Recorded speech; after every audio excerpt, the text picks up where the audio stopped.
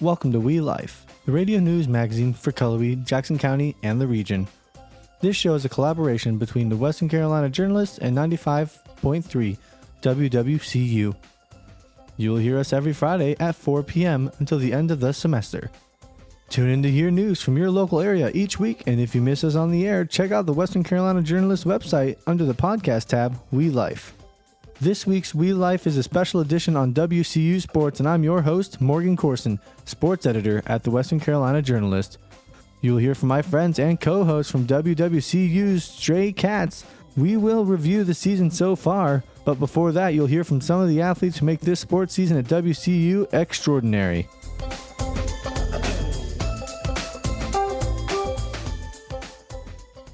This week, I was able to speak with Tyrone Tiger Dickens, who broke several records against Wofford and was the FCS Player of the Week, about his performance against Wofford. This last week, you went 46 straight passes to start the game. When did you know you had that record beat, and when did you know you were approaching that record during the game? Kind of toward the fourth quarter. My cousin came to me on the sideline. He was in the stands, and he told me I was 41-41, and I just couldn't believe it. National Player of the Week in the FCS. From the stats perform, how does that feel to be labeled the National Player of the Week in the FCS? Honestly, I'm just keeping God first. It's a blessing. Many people would want to be in this situation, so I'm just thankful for it, and I don't take it for granted. Earlier in the season, you also broke a few records at home, tied for second in the SoCon for passing yards. Did you expect to have this big start to the season? Yes, sir. Just another day at the office for me, like my coaches tell me every day, prepping for it. And the film room helped me have as much confidence in my gameplay, and I just go out there and do what I got to do on the field. Looking ahead towards Furman and beyond, what are the expectations for the team to wrap up the season? Just keeping the main thing, going 1-0. Don't take nobody lightly, and everybody get the same treatment. Next, I have WCU football head coach Kerwin Bell and talked with him about Tiger earning FCS Player of the Week, his completion record he set against Wofford, and his performance so far this season. I know last Saturday, Tiger started the game, 46 straight passes. During the game, did you find out he was close to the record, and when did you find out he beat the record? Probably in the second half. It was probably right after halftime. I knew we were executing at a high level, and he was making some great throws and taking what they were giving him, which is what we've been preaching because they were playing so deep. And he was being very patient and taking what they were giving him. So I knew he was having a great day, but never thought it would get to 46 out of 46. That's an amazing feat. We saw some sparks from last year when he played. Did you expect him to play at this level, and how proud are you that he is playing at this level he is so far this season?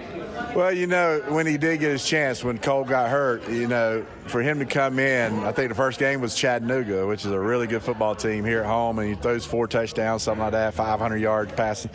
You knew there was something special about him, and we thought that when we recruited him, he's just a little undersized, but we knew he had something special, just the way he handled himself, the poise he showed in the pocket, and his arm is so accurate, is so good at making different throws. But to see him do it in the game and actually produce the way he has been pretty amazing.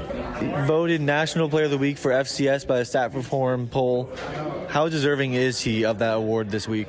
Well, I don't even think they had to even think about it, do you? I mean, not at all. I really don't, and I'm not. If it was anybody else, I'd say the same thing. I mean, you're 53 out of 56, whatever, 378, 80 yards, 3 touchdowns. I mean, and the thing about it is, probably the other 2 games, he could have won those 2 too. He's been so great the 3 games, but that's something that record probably will never be broken. I just don't see anybody go 46%. You can't go out on a Sunday afternoon with our receivers right now and again with no pads on, no defense against air. Air's the defense, and I guarantee you probably won't go 46 for 46. That's how special it was. Halfway through this season, how proud are you of the team so far? I know a bumpy start, but turned it around the last 3 games. How proud are you of the team to get it around now? Well, and I really, as a coach, it's the toughest year I've been as far as starting the season because we had 5 brand new offensive linemen. Without Tiger coming back the first 3, we had 2 brand new quarterbacks who hadn't played.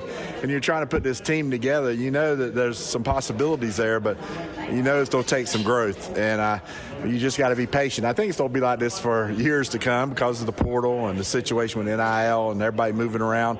You got a brand new team. And so that was the situation. It's been a while since I didn't have a veteran quarterback coming back, that had some experience. So we knew it was going to be tough, but I love the way our team has just went through those tough times and got better and keep improving. We're nowhere where we need to be. We know that. We're a ways from where we need to be to win this thing, but we're heading in the right direction, and we're working hard, and that's all you can ask for as a coach.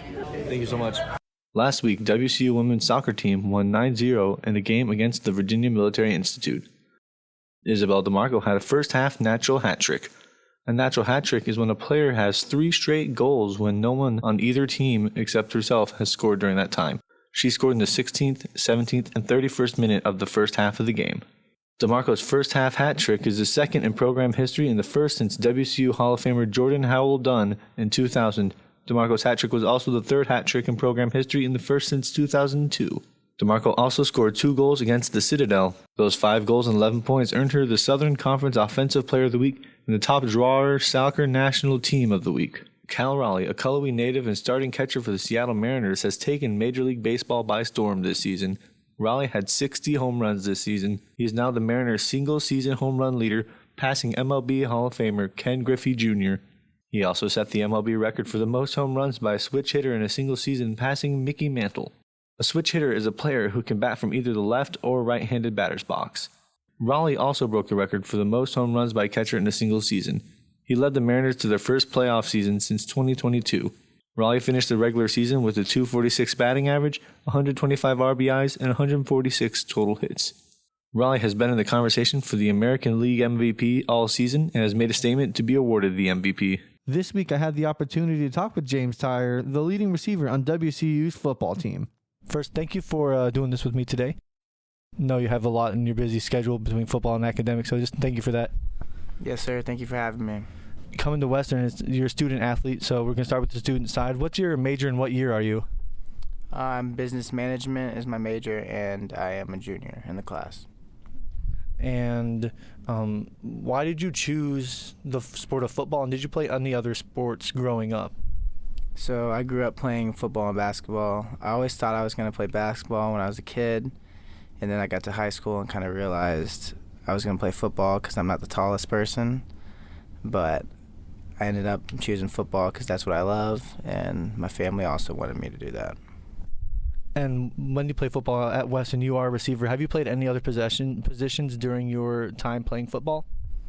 In high school, and pretty much ever since I was a kid, I played quarterback. But when I got to Western, I made the switch to receiver, and I like it a lot. Speaking of Western, how did you end up coming to Western? I know there's a lot of schools in the United States, and you said you're from Atlanta. There's a lot of good schools in Georgia as well. How did you end up picking Western? So I wasn't highly recruited out of high school, but Western Carolina found me, and I visited the campus, and it was beautiful. The coaches, great, and they made this place feel like home, so I decided to come to Western Carolina. You said you're a business major. How has that been going for you academically, because you are a student athlete? How's the student athlete kind of lifestyle been for you? Has it been difficult getting used to? You said you're a junior, so by now you've got it figured out a little bit maybe? Yeah, so when I was a freshman, we took like the liberal arts classes, so it wasn't too hard, but my sophomore year, I was like a little antsy, but now I've picked it up, and it's been a lot easier. You just got to manage your time well, and then your grades will be fine. What does a typical day for James Tyre look like? Oh, a typical day. I would say wake up. Well, it depends. Some days that we have lift, you'll wake up, lift, and then we'll go eat breakfast. I'll cook some eggs, then go get my classes out the way, then probably study for a little bit, and then we'll go to practice on the field, and then come home, eat dinner, and then probably study some homework, and then go to sleep. So kind of boring, but that's the type of life you got to live as a student athlete. How easy or hard was it to figure out that student athlete balance those first few years while you were in college? You just got to learn that you can't do a lot of things that other people do. Like, you can't go out and party like them, or maybe if you want to take a nap or sleep in, you can't do that because you have priorities and things you said you were going to do, so you have to fulfill those needs and make sacrifices. And I know that sometimes there is support for that. Does the university offer support and help to help you with those times when it does get a little more difficult? Yeah, 100%. This university has plenty of counseling, tutoring, anything you need, because they've helped me plenty of times. And you are the leading receiver this year so far throughout. I think we're in game 5 or 6 right now. How does that feel to be the leading receiver going in, and did you expect that at the beginning of the season? I mean, first thing first, God is great. Like, nothing would be happening without him. We have a great quarterback, great offensive line, great team. I mean, there's just no, like, I'm the leading receiver, but I feel like they are all with me as well, because I wouldn't be the leading receiver without them. And going forward, what are the expectations for the rest of the season as a team? Win the SoCon. That's our plan. Get 1-0 every week. End up winning the SoCon, get in first place, because we believe we can do it, and we're going to do it. So, yeah, that's the plan. Looking ahead towards, you said you're a junior, and this isn't in your near future, but in the future you are going to graduate. What is your career of choice if you had to pick at this moment? What are you looking towards going into when you do graduate? Like I said, I know it is a hot second down the road for you, but just thinking ahead a little bit. Honestly, I get that question a lot, and I don't know if it's a good or bad thing, but I'm not entirely sure what I'm going to do, but I know I'm going to be a man that provides for my family, and yeah, that's the main thing. Well, that's all that I have for you. Thank you so much for sitting down with me today throughout your busy schedule, and have a good rest of your season. All right, thank you so much for having me. Go Cats. Now on the show, I have my friends and co-hosts of Stray Cats, Owen Fleming and Dom Sayani. How are you guys doing today? Doing great, Morgan. How about you? Just fine, yeah. Yeah, I'm doing good. Midterm's coming up, a little tired, but besides that, doing good. I have a few questions for us. It's going to be an open discussion. How does that sound? Sounds just fine. Sounds just fine, man. What is the Stray Cats? It's a show that we created where we basically go out after a Western game or during an away game, and we kind of just recap it, either during the post-game, pre-game, or halftime show, and then sometimes we do commentary for away games. Yeah, sometimes we stream commentary over on the WeTV YouTube channel. Mm-hmm. We simulcast it with 95.3, and it's kind of how we do our thing, so pretty fun. When do we broadcast? So I know like sometimes we do one time, sometimes we don't. Generally, when do we broadcast? It usually depends on kind of our schedules. For like home games, we do outside the venue, so we don't do the simulcast with WeTV. We do it mainly for the post-game, halftime, and pre-game show on 95.3. And then for away games, we do go in studio and do a sort of play-by-play over the game itself.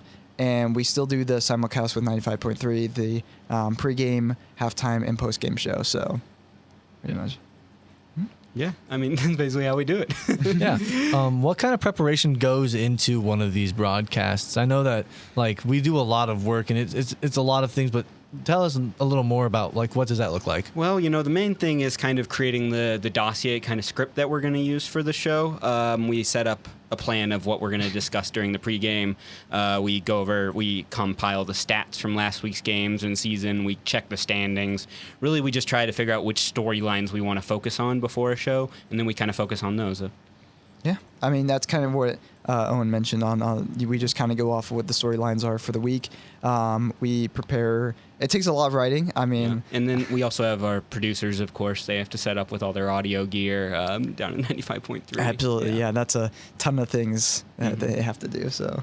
Absolutely, and one of the things I think that we didn't do the first week, but I think we started doing was like the written intro. Yeah. Oh yeah. I really like that. Yeah. I think you want to keep the branding. You want to keep the branding, one, and two, it helps have a smooth entrance into the show, and I feel like that's the only thing in the show that's absolutely scripted: the intro and outro. Yeah. Oh yeah, for sure. It is always going to be. Everything scripted. else is pretty improv. We just kind of go off either what we have written down, or if something crazy has happened during the game. Like last week, we focus on that. I mean, whenever I was writing the the halftime and post game show, I was just like, I just need to write down a couple of bullet points, and then there you go. I mean, it's basically the same thing, and then see how the game goes. And the only part that is scripted is the intro, which is heavily depending on the game as well, and then of course the outro. So yeah, the intro I tend to write it sometimes. I've written it a good number of times, and it does change. Go to go, it does change like week to week. But yeah, one thing you said is like an improv show. I feel like that's a good word, but I feel like there's a better word for it. I feel like it's more of a scripted unscripted show, a scripted improv, because we do follow a good set of bullet points. We do. We follow a ton of bullet points, just the stuff to mention during the game itself. I mean, the pregame show, I think, is the most scripted, just because we don't have anything to go off of other than last week. But even then, last week we're writing the stuff now for this week. So it's just kind of going off up there before the game gets going. So do you enjoy Stray Cats? I know it's a lot of work. Sometimes you're like, I know for me, sometimes I get out of bed and I'm like, I don't want to be on the radio today. But I do it anyway, and I end up having so much fun with you guys. So how do you guys feel about Stray Cats? I mean, you just said it. I mean, I think I agree on you on that part. There are days where I'm just like, man, I don't want to do it today because it's a lot of work, but at the same time, it is a lot of fun to go there and talk. I think last week was one of my favorite shoots that we did. I think I had a ton of fun. Not saying that the other ones weren't as fun, but this one was definitely one that was pretty fun doing. I think my favorite I really ones, like the reaction shots between you guys through the end of that game. Yeah. Some of the time, like when they had that false start penalty, I was like, uh-oh, because everyone had their hands in their hands. Like, I know but it worked out. But I think it's a genuinely fun time because really we just talk about things we already talk about, outside of class, and it's a cool way to create some more portfolio work for us, and as well as be broadcast live on the radio, which, I don't do that often. Yeah, so it's pretty fun. Yeah, it is definitely fun to get your name out. And it's good, like you said, for portfolio work, just getting your name out there and people aware that, hey, we're doing this and that other students can lead other shows like this. Now we're going to go into the WCU season. Gentlemen, how's it gone so far? I think for the Catamounts football-wise, I think it's been pretty interesting. I think most of what has happened has been kind of within the realm of possibility. We did not really expect for them to not have Turon at the beginning of the season. But, he came back and everything was back to normal once he settled in. So, I mean, they started out 0-3. That's obviously not good, but they were missing their starting quarterback, and now that he's back, they've won 3 in a row. And so, a lot of those games were close to the Gardner-Webb game. They had a huge lead. It was like 35-21, and they just couldn't finish it.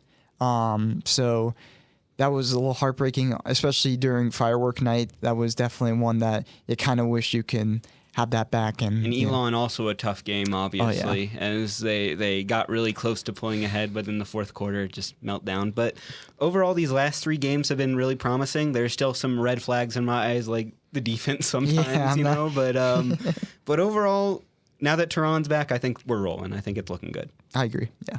So now we're going to go through game by game, each of the results here. It should, like I said, we are 3-3 this season. Not the best result to start the season, but we are 2-0 to start the season in the SoCon. Yeah, which is really nice. The most important thing when it comes to playoff positioning. Yeah. But it does provide you less breathing room now because they basically have to win out to guarantee themselves a spot in the playoffs. Yeah, a ton of winnable games that they kind of let slip through. Realistically, they should be probably with 1 loss, and that was to Wake Forest, which is a higher up team than what Western is capable of. But other than that, those 2 games that Elon and Gardner-Webb are really winnable, and I think they just let them slip through. So now it's, kind of do or die at this point in the season. I think we can give a loss up on the schedule, but we'll talk about that later in the game or in the show. Right now, versus Gardner-Webb, 52-45 loss at Wake Forest in Winston-Salem, a 42-10 loss. A hard one, but they are a league higher than us. Mm-hmm. So an understandable loss to the team. You just don't want to get beat that way at all. No, you don't. No. And then Elon, we beat him last year, but obviously didn't have the starting quarterback. If we had him, probably would have won, Probably would have won. I wouldn't say that too, because could be worse. Could be worse. Yeah, so that's a 31 to 37 loss. But then we get Tehran back, and it's immediately night and day with Tehran under center, and you can see it because they scored 50 on Sanford during family weekend, and man, watching that man play, it was like, oh my goodness. Yeah, 528 passing yards. Yeah, that's absurd. And I mean, he's just kept up that play. He's kept up that play, and it continues on to Campbell too. Yeah, Campbell, who we had that tough loss to last year, which arguably probably ruined that season. Yeah, the result of it in the end, but we were able to come out and get the win over them this time. Tehran looked great. Defense a little sketchy, but they pulled it out, and that's all that matters. So a win is a win, And then most recently a win at Wofford. Those games under Kerwin have been very close, within 7 points if I'm not mistaken. Oh yeah, those games but a win's a win. We'll take it 23-21 and a record broken there. But we will get into that a little bit later. But yeah, now I think we're going to jump into some stats. Yeah. So we have Tehran, obviously. He's been playing really well. Cooking. Yeah. 114 completed passes out of 142 attempts, so 1,387 passing yards, 13 touchdowns, and 0 interceptions. So he's thrown 13 he's got 13 TDs in 3 games, and he hasn't thrown a single pick. He's like the best player in the conference right now, probably. Basically, I would say so too. Yeah. And he's on a record-setting performance right now. Yeah. In the last 3 games, I would put him up against any quarterback in the FCS. Yeah. In my opinion, my unbiased opinion. Yeah. Yeah. I mean, we saw that last game with the great plays he made. Well, yeah, he's awesome. He knows he's a playmaker. He knows when. And then for our running game, Pat Boyd Jr., 47 carries, 260 yards. This is an aspect of the team that I'm honestly a little concerned about, just because it seems like they struggle to get big rushing plays. I haven't really seen that many of them, and also just the offensive line, it's run blocking. They're trying, but it doesn't look like they always have the space. So hopefully they can step up a little more. Maybe Pat Boyd can get a little more burn next game.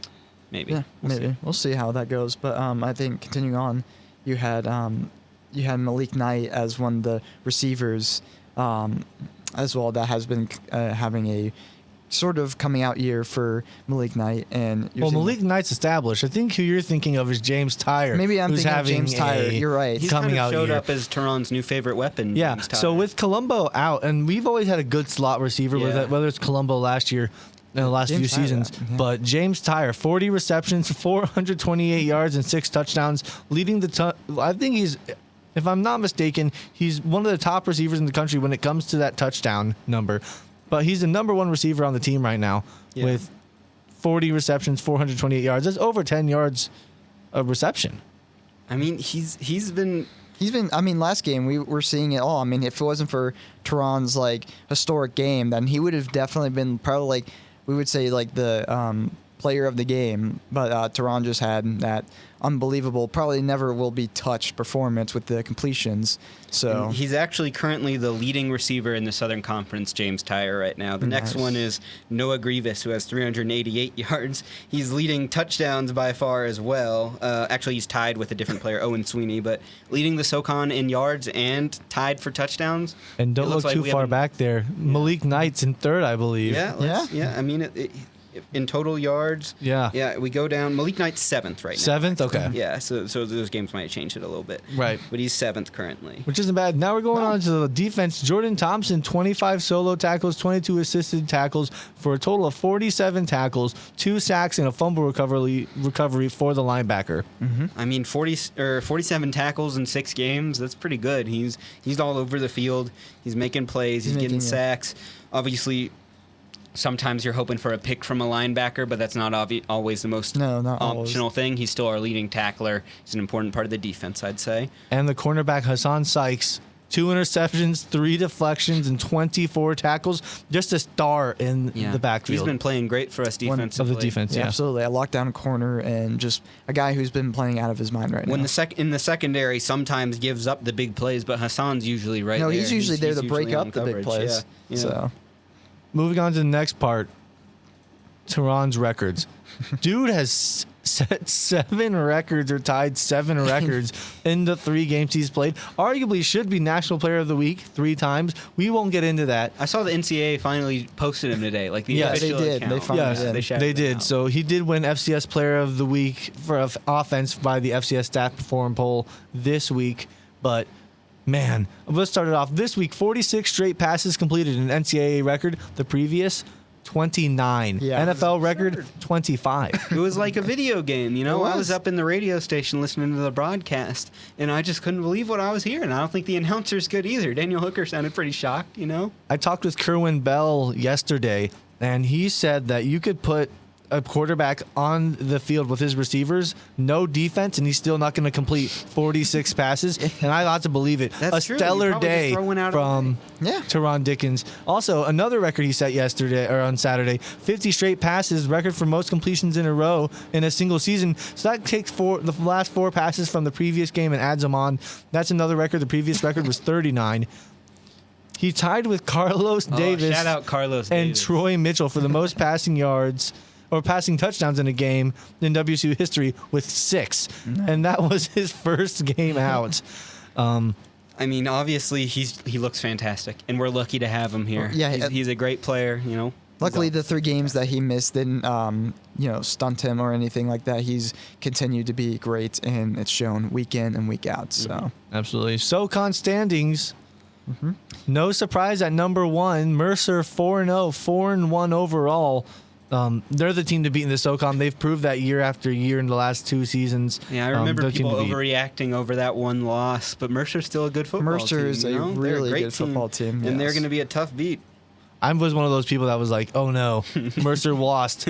This is our year. But that's a good team. That's a really good team. that will be Yeah, a matchup yeah. when Western goes after them. So Homecoming weekend. Oh yeah. And another big matchup with the next team in the standings here. Yeah, that's this Saturday. Furman 2-0 in conference, 4-1 overall. Another great team. For the Battle of Purple this weekend, one of our bigger rivalries that we have.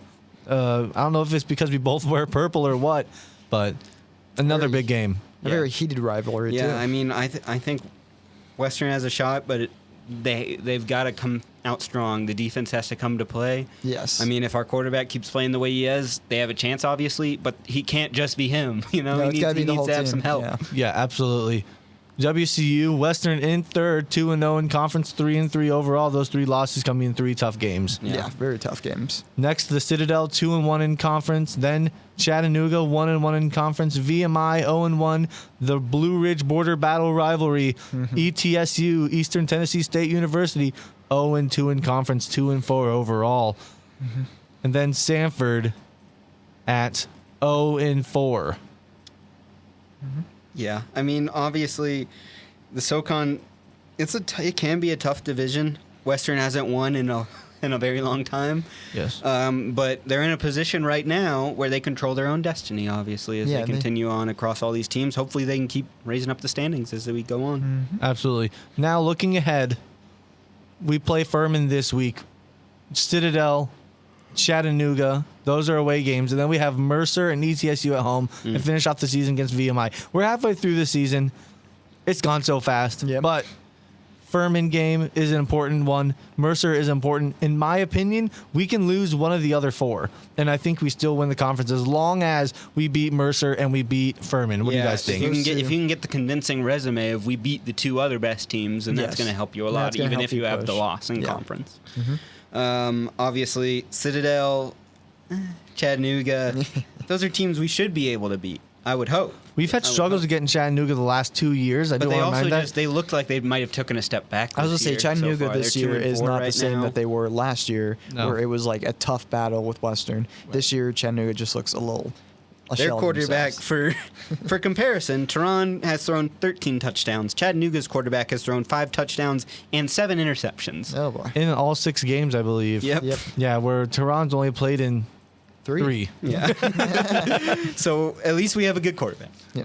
So last one, what do we have to do to make the playoffs? I think we just went over that, but we'll hit it back one more time. Don, why don't we start with you? To make the playoffs, I mean, you just gotta win those crucial games, and we can lose a game. It has to be a very one-off game, but you have to win those crucial games. Furman, Mercer has to be. Mercer's been the boogeyman for Kerwin Bell and this team for a while now, and maybe this is the year that they finally push through. And if it is, maybe we see postseason for the Catamounts. So I think it's really important that they have to limit the big plays. They give up these long receptions or rushes sometimes or returns that put them in a bit of a hole when it comes to field position, because it's just so hard to stop them if they get all the way on the other end of the field. So I think defense and special teams focus on the discipline, keeping things in check. I think if they can maybe lock down the receivers a bit more, things will look good. I think that's a big step they need to make, limit the explosive plays. Yep.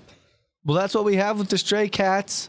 Thank you, guys. I know you got busy schedules. I know it's about midterm season, but thank you so much. Mm-hmm. Yeah, absolutely.